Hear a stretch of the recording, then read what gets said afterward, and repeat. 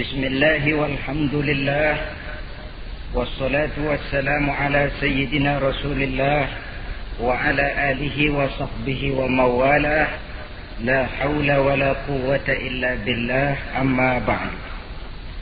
Saudara-saudara kaum muslimin rahimakumullah. Suatu hari ketika baginda Rasul masuk ke dalam masjid, didapatinya seorang sahabat tengah khusyuk bertafakur di dalam masjid.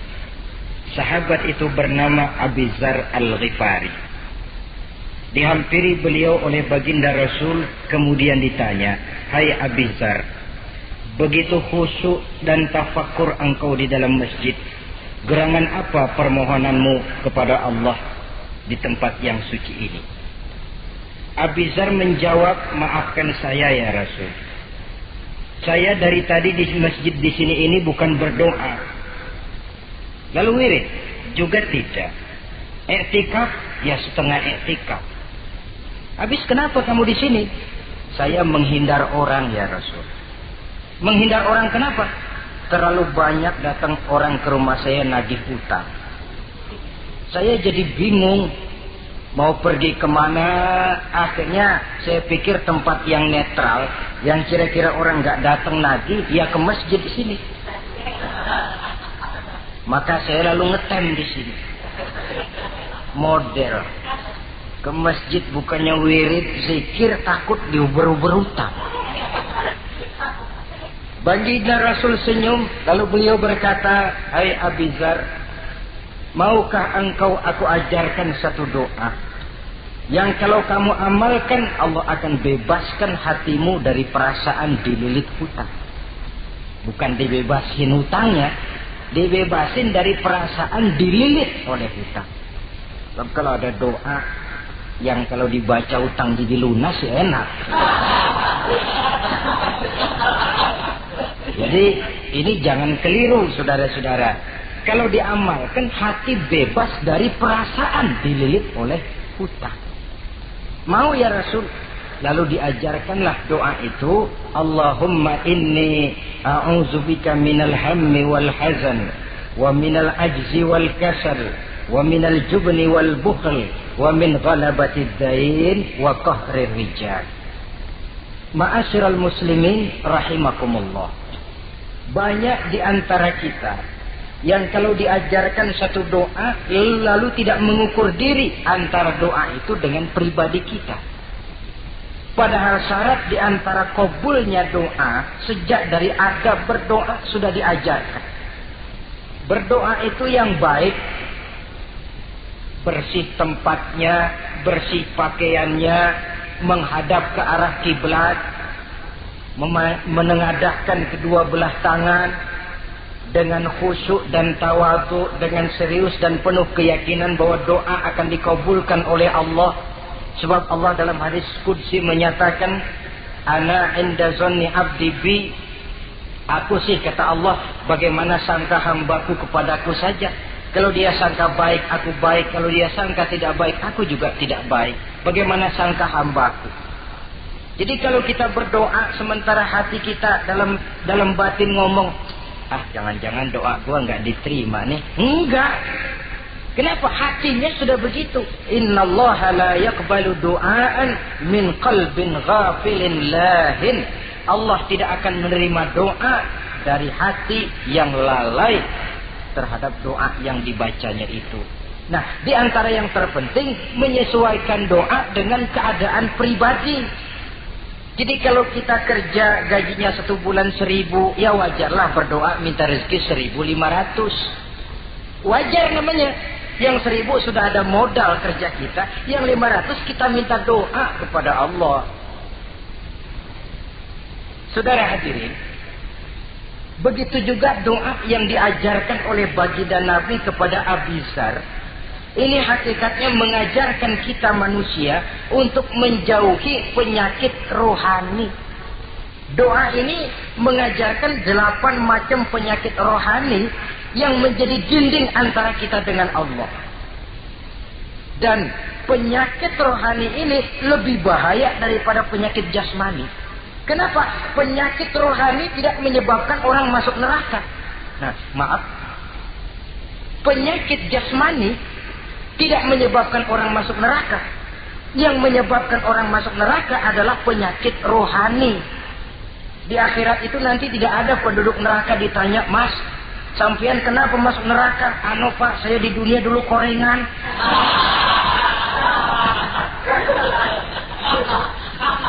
Itu korengan, liver, ginjal, darah tinggi, jantung, paru-paru basah, bengek, ampem. Penyakit-penyakit jasmani itu tidak menyebabkan orang masuk neraka. Yang menyebabkan orang masuk neraka penyakit rohani. Apa namanya? Sombong, hasud, dengki, ujub, ria, merasa diri lebih hebat dari yang lain, tidak ikhlas. Itu penyakit-penyakit rohani. Maka di dalam doa yang diajarkan kepada Abi Dzar dan hakikatnya diajarkan kepada kita semua, Nabi menjelaskan 8 penyakit rohani. Saya sampaikan ini pada pertemuan kali ini karena sekarang penyakit rohani jarang mendapat perhatian. Sedangkan penyakit jasmani, anak kita pilek dikit pun sudah berangkat kita ke dokter spesialis anak. Kita pusing sedikit pun sudah berangkat kita ke dokter. Tapi rohani kita menjerit, batin kita menangis. Kadang-kadang kita pura-pura tidak tahu. Apa penyakit rohani yang ada dalam doa ini? Pertama, a'udzubika minal ham. Aku berlindung kepadamu ya Allah daripada sifat ragu-ragu. Sifat ragu-ragu penyakit batin. Apa yang bisa dikerjakan oleh orang yang selalu ragu-ragu? Bahwa sebelum bekerja harus menimbang, itu perlu. Tapi kalau cuma tiap hari menimbang, kapan memutuskan? Orang sudah kemana-mana, kita masih main timbangan. Maka orang yang ragu-ragu hakikatnya orang yang sudah mengubur sebelah kakinya sebelum berangkat. Ya. Iya, tapi kalau kita nanti jadi salah kan lebih baik nggak usah berbuat. Keliru. Salah karena berbuat lebih baik daripada tidak pernah salah karena tidak pernah berbuat. Saudara salah tapi berbuat masih lebih baik daripada tidak pernah salah karena tidak pernah berbuat. Saudara baca Quran salah lebih baik daripada nggak pernah salah karena nggak pernah baca Quran. Gua nggak pernah salah dong baca Quran. Bacanya kapan? Nggak pernah. Ya paham. Oh nggak pernah baca, kapan mau salah? Saudara hadirin yang saya muliakan, dan orang sering bilang, kegagalan pada hakikatnya adalah keberhasilan yang tertunda. Jadi kalau kita gagal hari ini, besok kita harapkan tidak akan gagal. Gagal besok masih ada hari lusa. Bagaimanapun usaha, kemauan adalah processing. Apalagi usaha untuk memperoleh sesuatu yang bernilai tinggi, bermutu mulia, panjang jalannya, banyak akibatnya, besar godaannya. Processing untuk mencapai sesuatu yang mulia itu prosesnya tidak sekali jadi kayak orang makan cabai. Itu hari dikelekat, itu hari terasa pedesnya. Untuk mencapai sesuatu yang mulia, panjang jalannya, banyak akibatnya, besar godaannya. Tapi bangunan bagaimanapun tingginya harus dimulai dari pondasi pertama. Cita-cita bagaimanapun luhurnya harus dimulai dari langkah pertama yang walaupun kelihatannya sepele, tapi sudah merupakan pondasi ke arah yang lebih tinggi. Kadang-kadang kita ini kan inginnya yang serba cepat. Seolah-olah sesuatu yang mulia itu bisa datang lewat proses simsalabim, abracadabra. Lalu yang kita mau terwujud di depan kita, alangkah mudahnya. Dan dari kegagalan-kegagalan akan lahir pengalaman. Dan pengalaman, kata orang Kulon, experience is the best teacher. Pengalaman adalah guru yang paling bijaksana. Kalau adik kita jalan di tempat licin, jatuh, besok dia lewat situ lagi, gak usah dipesen juga dia pasti hati-hati. Kenapa? Pengalaman. Kemarin gue lihat sini jatuh, sekarang harus hati-hati. Tapi kalau belum pernah jatuh, kita omelin kadang-kadang ngotot. Khawatir banget, sebelum juga jatuh, ngomel melulu gitu. Tapi satu kali dia jatuh, dia sendiri akan hati-hati. Begitu kegagalan yang kita temukan dalam hidup merupakan nasihat bahwa seorang muslim tidak mungkin jatuh di tempat yang sama 2 kali berturut-turut. Kemarin lewat di situ jatuh lagi, sekarang lewat di situ lagi jatuh lagi, emang goblok dah. Bisa jatuh 2 kali di tempat yang sama kan namanya tidak mengambil pelajaran dari apa yang sudah dia temui. Jadi saudara hadirin, terutama adik-adik remaja, masa depan kalian itu merupakan harapan dari semuanya. Kami yang tua terlalu banyak berharap dari kalian. Sementara hari depan kalian lihat sendirilah. Persaingan hidup makin tajam. Tensi ekonomi makin tinggi. Jumlah angkatan tenaga kerja yang masuk tidak jauh dari seimbang dengan lapangan kerja yang bisa disiapkan. Kalau kita dihambat oleh penyakit ragu-ragu, orang lain sudah berbuat dan kita masih menonton, boleh sangat jadi nantinya kita akan terpojok di sudut-sudut kehidupan untuk lebih banyak jadi penonton daripada jadi pemain. Lebih sering menjadi objek daripada menjadi subjek. Istilah Arabnya lebih sering menjadi maf'ul daripada menjadi fa'il. Namanya juga orang nonton, soknya kan kayak lebih pintar dari yang main. Wajar orang nonton bola ngomel melulu. Itu Maradona tolol. Maradona ditololin. Ajat Sudrajat goblok, Ajat digoblokin. Kalau sudah dia disuruh main ke lapangan, gempor dia nggak bisa nembak.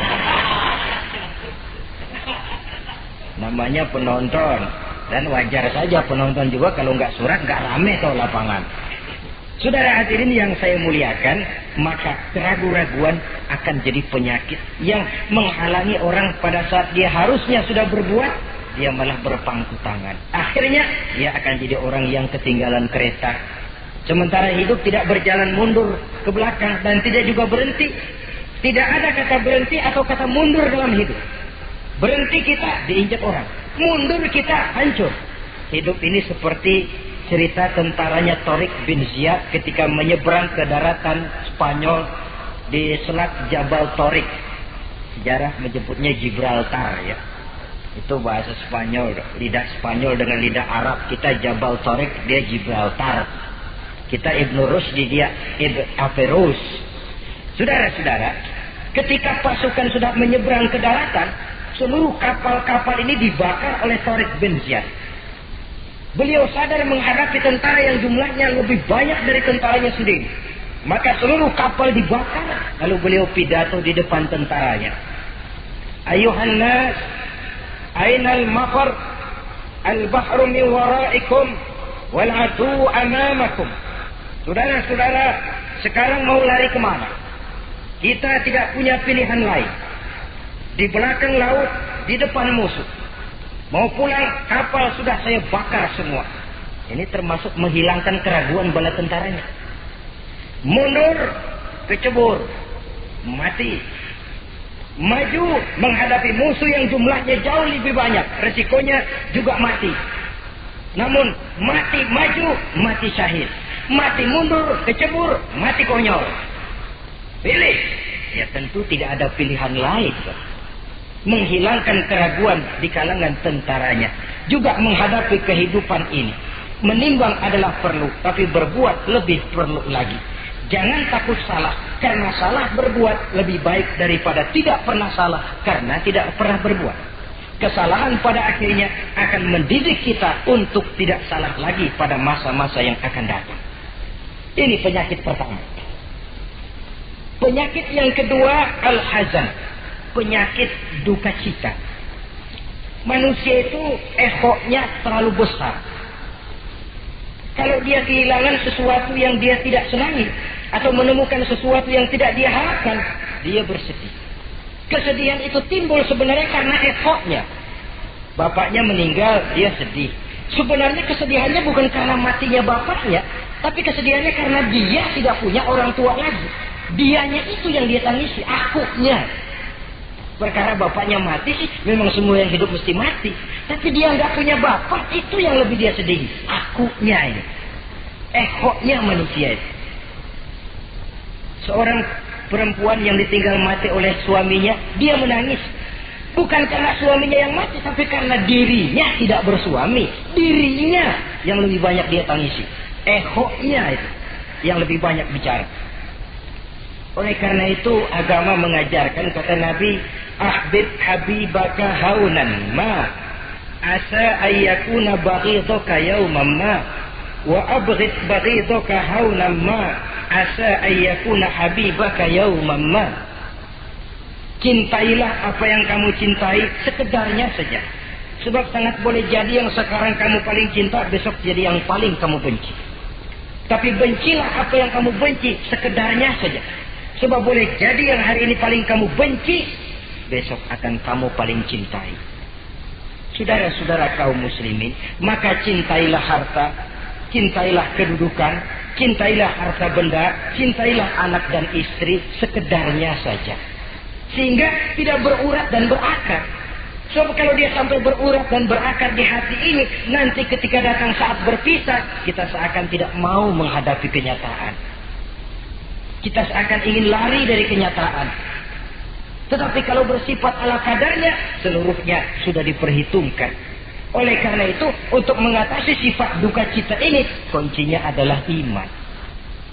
Siapa sih orang yang tidak pernah sedih dalam hidup ini? Tapi siapa orang yang tidak pernah senang dalam hidup ini?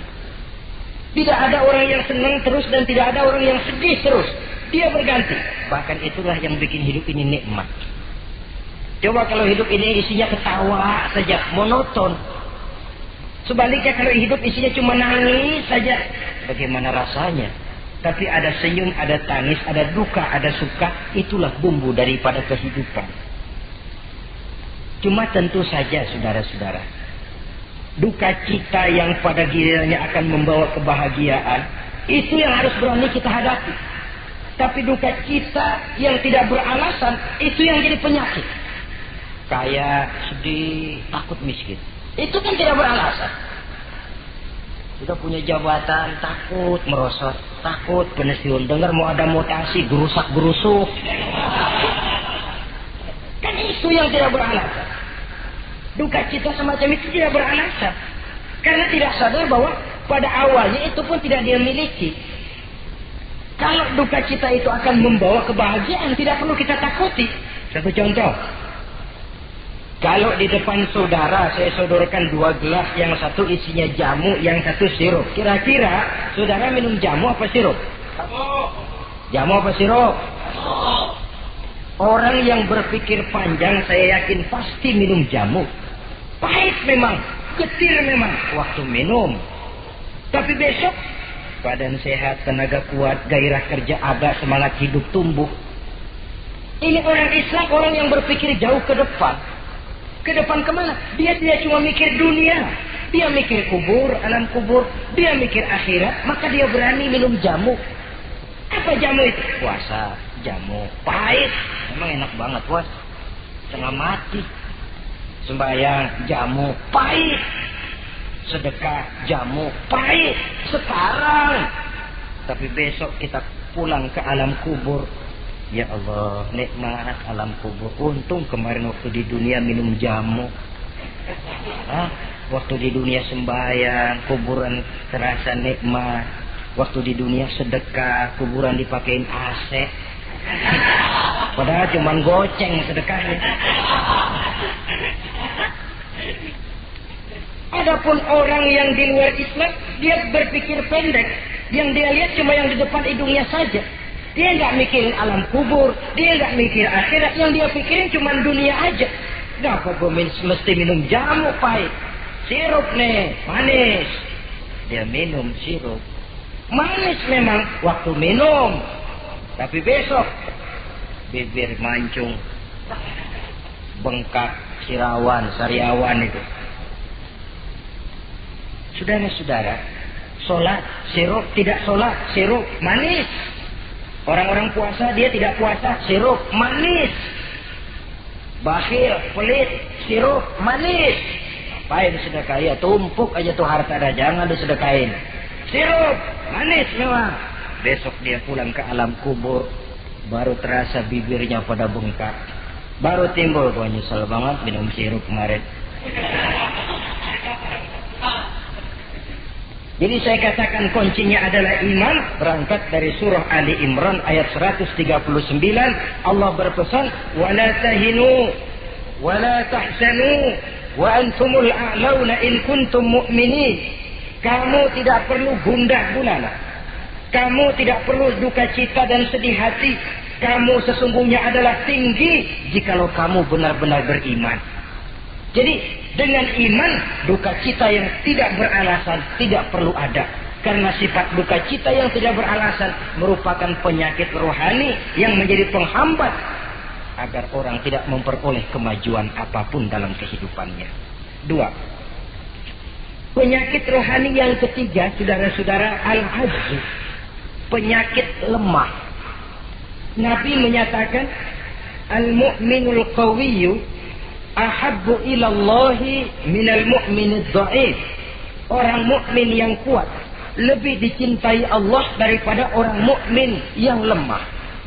Sifat lemah tidak disukai oleh agama dan merupakan penyakit batin. Bukan lemah lembut, lemah. Lemah apa? Ya segala lemah. Lemah ekonomi. Agama mengajarkan kadal fakru ayyakuna kufran. Kemiskinan bisa membawa orang kepada kekufuran. Apalagi lemah pendidikan, dalam arti terbelakang, ketinggalan oleh orang-orang lain. Dan yang paling celaka, lemah iman. Saudara-saudara hadirin yang saya muliakan, imannya lemah. Tidak punya ghirah, tidak punya rasa cemburu terhadap agamanya. Kalau anak gadisnya diusik orang, marahnya 7 lapis langit. Kalau keluarganya diusik orang, bukan main. Ngundang orang lain, menyerbu. Itu orang yang coba-coba musik. Tapi agamanya dihina orang. Agamanya diinjak-injak orang. Sedikit pun dia tidak punya rasa cemburu. Sedikit pun tidak ada rasa sedih. Agama saya ini mau dibawa kemana? Islam ini mau dikubur kemana? Lemah iman semacam itu yang kita rasakan sekarang. Sekarang ini orang marah kalau hartanya diusik. Orang marah kalau anak istrinya diusik. Orang marah kalau temannya diganggu. Tapi giliran agamanya diganggu, agamanya diusik, agamanya dihina. Tenang-tenang saja, bah. Tidak ada itu gairah. Tidak ada itu rasa cemburu terhadap agama. Kaum muslimin yang saya muliakan. Lemah iman semacam ini yang sangat membahayakan untuk kelangsungan kehidupan beragama. Di zaman Khalifah Umar bin Abdul Aziz, dalam satu pertempuran melawan orang-orang kafir, tentaranya mengalami kekalahan. Karena kalah, banyak yang ditahan jadi tawanan orang kafir. Termasuk 3 orang ofisir setingkat komandan dan beberapa puluh prajurit ditahan di negara kafir ini. Terhadap tahanan-tahanan Islam ini, Raja kafir musyawarah sama para menterinya, terutama Perdana Menteri. Tuan Perdana Menteri, kata Raja kafir, bagaimana? Ini tahanan-tahanan Islam yang enak kita apain? Ya terserah Tuan Raja. Kita bunuh saja supaya habis urusan. Ya terserah Tuan Raja. Tapi saya pikir-pikir soal bunuh sih gampang. Cuma apa tidak lebih baik kalau mereka kita bujuk saja supaya ikut ke dalam agama kita, meninggalkan Islam agamanya, meninggalkan Khalifah Umar bin Abdul Aziz sebagai pemimpinnya. Itu namanya kita sudah berprinsip senjata makan tuan. Nanti kita pasang mereka untuk menghantam orang Islam sendiri. Pikir aja betul juga Perdana Menteri. Iya, bujuk saja mereka. Caranya bagaimana? Adili saja di pengadilan secara terbuka. Supaya jatuh mentalnya, dia mau keluar dari Islam, ikut ke dalam agama kita. Baik. Diadili secara terbuka. Yang adili langsung Raja kafir. Dihadiri oleh banyak tentara-tentara kafir. Yang mula-mula diadilin 3 orang komandan ini. Ofisir pertama maju ke depan. Maju komandan pertama. Ofisir, saya Tuan Raja. Kamu tahu siapa kamu sekarang? Saya tahu, saya tahanan. Iya, soal tahanan bisa diatur kan? Bisa diatur bagaimana Tuan Raja? Kamu mau nggak ikut saya? Meninggalkan Islam sebagai agamamu, meninggalkan Khalifah Umar bin Abdul Aziz sebagai pemimpinmu. Kalau kamu mau opsir, pindah agama saya, nanti kamu akan saya berikan kedudukan yang tinggi, gaji yang cukup, rumah cukup, istri cukup, kendaraan cukup. Pindah saja opsir. Tuan Raja, bagaimana? Apa Tuan kira selama ini saya berjuang karena mencari kedudukan, mencari harta, mencari tanda jasa? Tidak, Tuan Raja. Saya berjuang di bawah bendera Khalifah Umar bin Abdul Aziz li'i'la'i kalimatillah, untuk menegakkan kalimat Allah. Saya tidak akan tergiur dengan tawaran Tuan Raja. Kamu gila ya? Biarin.